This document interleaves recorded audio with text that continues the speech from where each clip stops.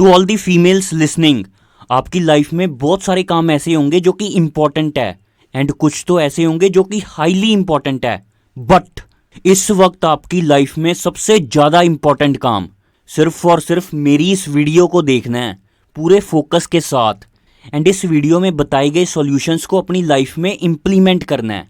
इस वीडियो में बताई गई बातें आपकी लाइफ में, आपके सबकॉन्शियस माइंड में एक्सट्रीम लेवल पर इम्पैक्ट करेंगी। मेरी बातें जो भी लड़की सुनेगी एंड उस पर अमल करेगी वो पूरी तरह से टेंशन फ्री हो जाएगी, लिबरेट हो जाएगी। पता है किससे? ब्रूटली रेप हो जाने से। रेप कर, शरीर को चीर फाड़ कर किसी सुनसान जगह पर फेंक दिए जाने से।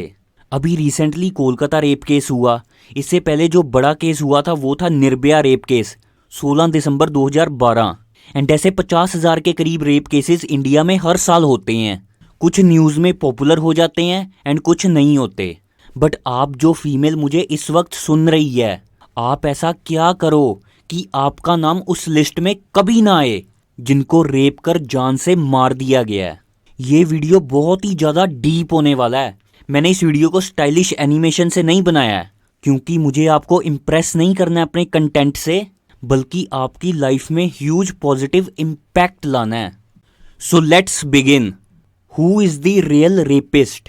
जब भी कोई इंडिया में ब्रूटल रेप केस होता है एंड वो न्यूज़ और सोशल मीडिया पर पॉपुलर हो जाता है, तब हर इंडियन का सबसे पहला काम, सबसे पहला विचार ये होता है कि जिसने भी ये रेप किया है उसको ढूंढो जल्दी से जल्दी, 24 घंटे के अंदर ही उसको फांसी पर चढ़ा दो।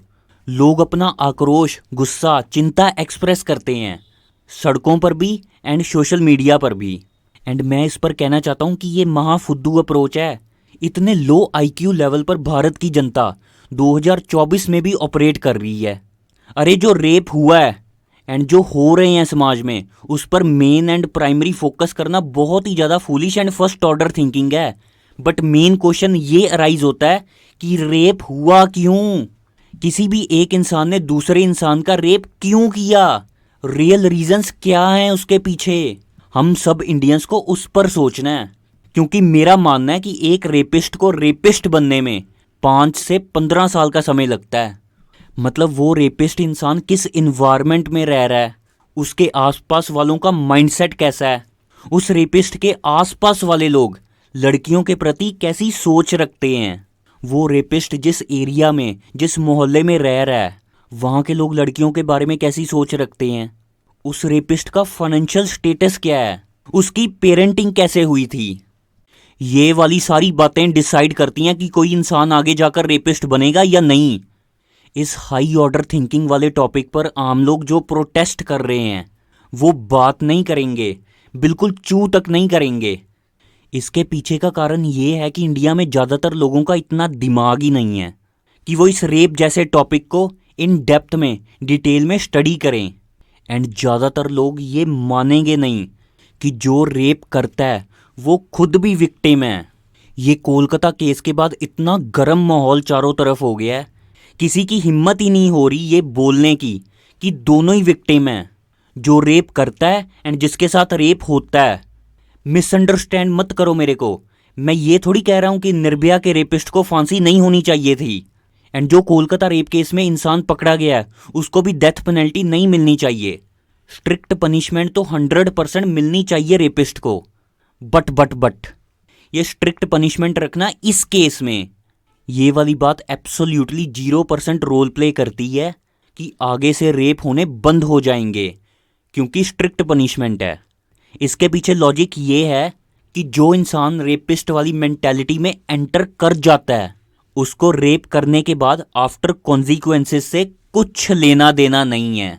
ये सब प्रोटेस्ट पनिशमेंट रेप्स को रोकने में बिल्कुल भी इफ़ेक्टिव नहीं है। एक्चुअल में रियल रीजंस क्या हैं रेप होने के पीछे, इसके ऊपर 10 घंटे का वीडियो बनाना पड़ेगा, लेकिन मैं थोड़ी सी बात करता हूँ यहाँ एक छोटे से पॉइंट से रिलेटेड। जैसे इंडिया में एज ऑफ अगस्त 2024 को भी लड़का लड़की की फ्रेंडशिप को अच्छा नहीं माना जाता है। इंडियन सोसाइटी के गंदे, महागंदे कंजर्वेटिव लोग इस बात का विरोध करते हैं एंड मानते हैं कि लड़का लड़की को बचपन से ही एक दूसरे से दूर रखो, मिलने ना दो, बात ना करने दो।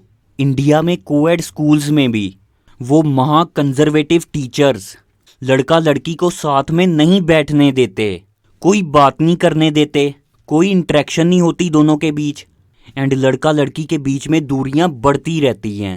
इंडिया में कोई लड़का लड़की किसी पब्लिक पार्क में बेंच पर बस 10 मिनट के लिए बैठ जाओ तो वहाँ से जो भी गंदा, घिनौना एंड कंजर्वेटिव बुजुर्ग निकलेगा वो उन लड़का लड़की की तरफ ऐसी नज़रों से देखेगा, उनको ऐसा फील करवाने की कोशिश करेगा जैसे वो एक दूसरे के साथ बैठकर बहुत बड़ा पाप कर रहे हैं। ऐसा नहीं करना चाहिए उनको। एंड इसी पॉइंट से ये एक मेजर बात निकल कर आती है कि आप चेक करना, जो भी रेपिस्ट होता है उसकी बचपन से लेकर रेप करने तक कोई भी फीमेल फ्रेंड्स होती ही नहीं। अगर कोई लड़का किसी बाहर वाली फीमेल के कांटेक्ट में कभी आया ही नहीं, प्योर एंड 100% सोसाइटल रेस्ट्रिक्शंस की वजह से, तो आप बताओ उसके अंदर कैसे इमोशनल इंटेलिजेंस डेवलप होएगी। एंड एकदम कोई लड़की सामने आ जाए तो वो पागल ही हो जाएगा ना फिर। ये भी एक छोटा सा पॉइंट मैंने छेड़ा है। ऐसे 1000 पॉइंट्स जब अक्यूमुलेट होते हैं ना किसी लड़के की लाइफ में, तब जाकर वो ब्रूटल रेप करता है। सो इंडिया में रेप एकदम 0% हो जाए, ये सिर्फ और सिर्फ तभी होएगा जब रेप होने के पीछे जो डीप एंड रूट कॉजेज हैं, जो 10,000 कारण हैं, वो सब सॉल्व हो जाएंगे, जो कि एक रियल एंड प्रैक्टिकल रियलिटी में कभी भी ठीक नहीं होंगे। सो इंडिया में रेप होने कभी भी बंद नहीं होने। जितना मर्जी चाहे प्रोटेस्ट कर लो, जितना मर्जी चाहे सोशल मीडिया पर अपना रोष जाहिर कर लो, ये ऐसा ही चलता रहेगा, इसको मान लो। सो अब लड़कियां क्या करें? अपनी बारी का वेट करें कि इंडियन सोसाइटी की कमियों की वजह से जो रेपिस्ट इंसान बना है वो उनका ब्रूटल रेप कब करेगा? No, just relax girls. अब मैं आपको बताने वाला हूँ कि आपको कैसे 99.99% की गारंटी के साथ इस बात को ये कैसे इंश्योर करना है कि आपका रेप कभी ना हो। बिल्कुल भी चिंता मत करो, just relax and enjoy in your life. कभी नहीं होएगा आपका रेप। बस अब मैं जो बात बताने वाला हूँ, जो प्रिवेंटिव सॉल्यूशंस बताने वाला हूँ, उसको ध्यान से सुनो कि रेप होने से अपने आप को कैसे वेरी वेरी इजीली बचाना है। So to all the females listening, अपनी अटेंशन को 100x कर दो। Just listen deeply. आप ना सिर्फ और सिर्फ इस बात पर मेन फोकस करो, दैट इज़ ज़्यादा से ज़्यादा पैसे कमाने पर, क्योंकि मुझे बहुत स्ट्रांगली लगता है money can prevent this rape slash sexual harassment kind of A situation in your life very very very easily. आप कोई भी 1000 केस रैंडमली उठा लो इंडिया में रेप के, उसमें से कितने केस ऐसे हैं कि जो भी लड़की थी जिसके साथ रेप हुआ वो फाइनेंशियली बहुत स्ट्रॉन्ग फैमिली से बिलोंग करती थी। बहुत ही ज़्यादा कम केसेस में आपको देखने मिलेगा। हाँ, आप गूगल पर रिसर्च मत करने लग जाना मेरे को रॉन्ग प्रूफ करने के लिए कि ये देख अमीर लड़कियों का भी तो रेप होता है। हाँ होता है, बट 1000 में से शायद एक ही केस होगा।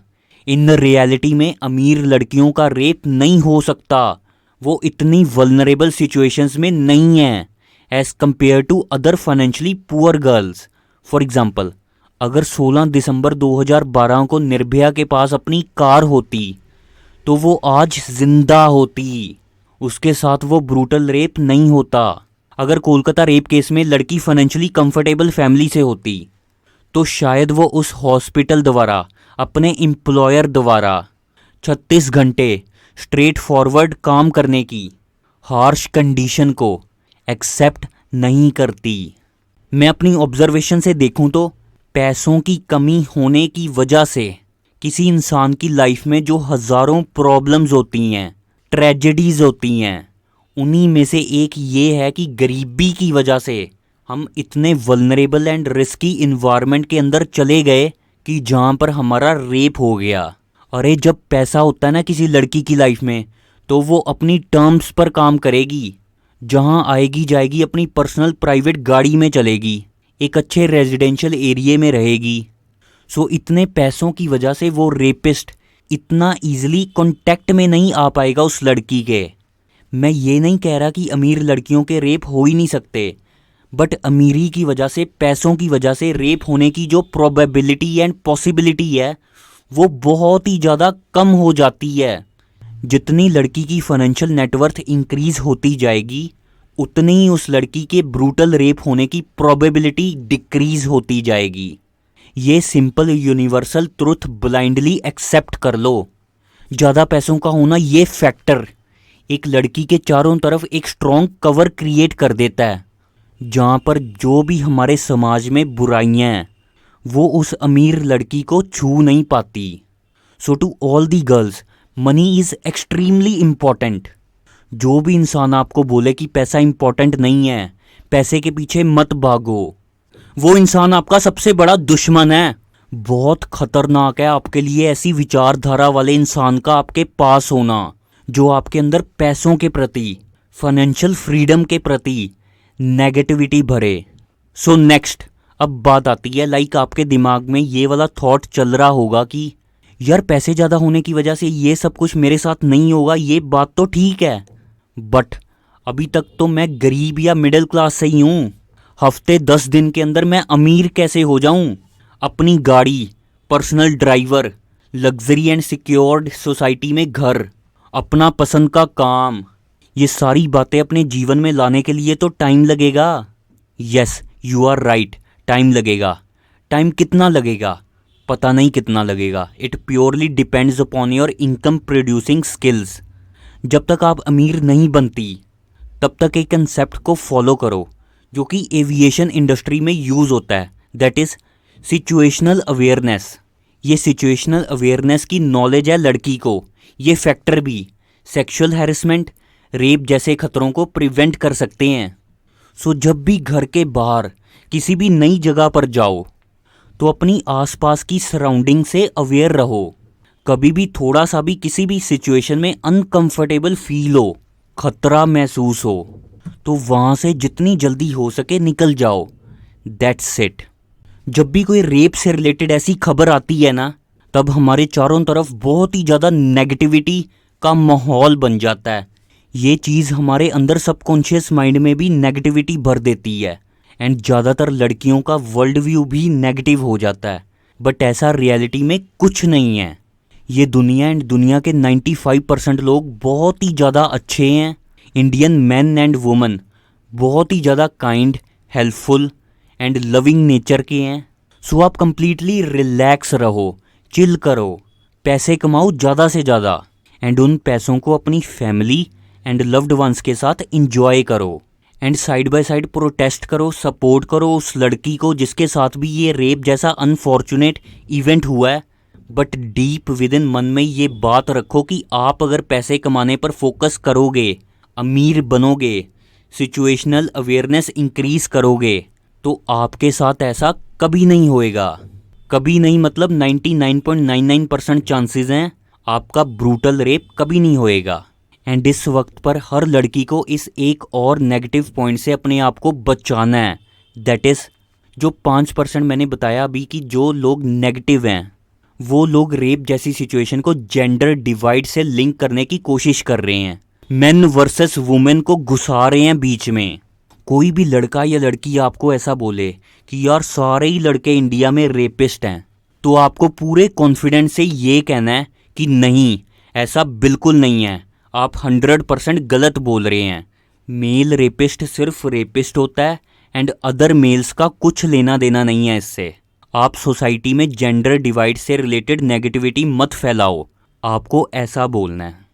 सो लास्ट में एक और इम्पॉर्टेंट बात दिमाग में आई, वो भी बोल देता हूँ, दैट इज़ अगर कोई पेरेंट्स चाहते हैं कि उनका बेटा आगे जाकर रेप जैसा क्राइम ना करे तो उनको सिर्फ ये 3 चीज़ें करनी हैं।